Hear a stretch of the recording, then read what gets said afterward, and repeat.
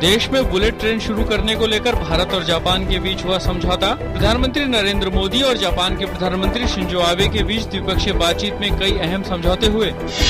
प्रधानमंत्री नरेंद्र मोदी ने कहा कि शिखर वार्ता से वे पूरी तरह से हैं संतुष्ट और इससे संबंधों को मिली है एक नई दिशा। प्रधानमंत्री ने कहा, भारत और जापान के संबंध सिर्फ आर्थिक संबंधों तक ही सीमित नहीं है, बल्कि दोनों देश सामरिक संबंधों को भी मजबूत करने पर सहमत हुए हैं।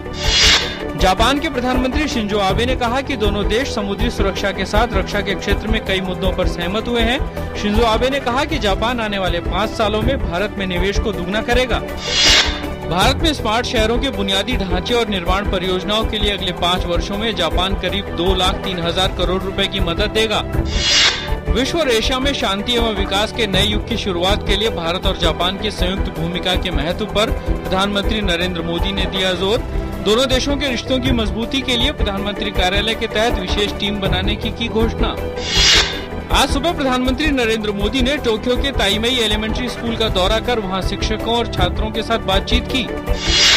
जापान के रक्षा मंत्री इत्सुनारी ओंडेरा ने प्रधानमंत्री नरेंद्र मोदी से की मुलाकात। इस दौरान दोनों नेताओं के बीच भारत और जापान के बीच रक्षा सहयोग बढ़ाने के मुद्दे पर चर्चा हुई। भाजपा ने कहा, प्रधानमंत्री नरेंद्र मोदी की जापान यात्रा से दोनों देशों के बीच विभिन्न क्षेत्रों में सहयोग बढ़ेगा।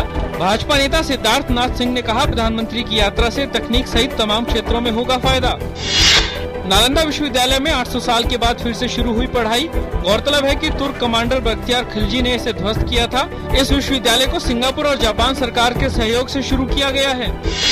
केंद्रीय गृह मंत्री राजनाथ सिंह ने सार्क सम्मेलन के दौरान अलग से पाकिस्तान के गृह मंत्री से मुलाकात करने की खबरों का किया खंडन। कहा, पाकिस्तान के आतंकवाद और हिंसा बंद करने के बाद ही बातचीत संभव। शेयर बाजार आज बढ़त के साथ हुआ बंद। सेंसेक्स 229 अंक की बढ़त के साथ 26,868 पर बंद हुआ। वहीं निफ्टी 73 अंक के उछाल के साथ 8,028 पर बंद हुआ।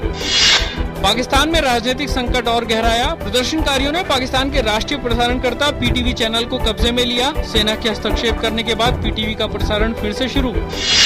रोहन बोपन्ना और स्लोवानिया की कैटरीना शिवोटनिक की जोड़ी ने यूएस ओपन टेनिस टूर्नामेंट के मिश्रित युगल क्वार्टर फाइनल में किया प्रवेश। छठी सीड बोपन्ना शिवोटनिक की जोड़ी ने स्पेन की मेडिना गेरिगुएज और दक्षिण अफ्रीका के रावेन क्लासेन की जोड़ी को 6-3, 6-4 से हराया।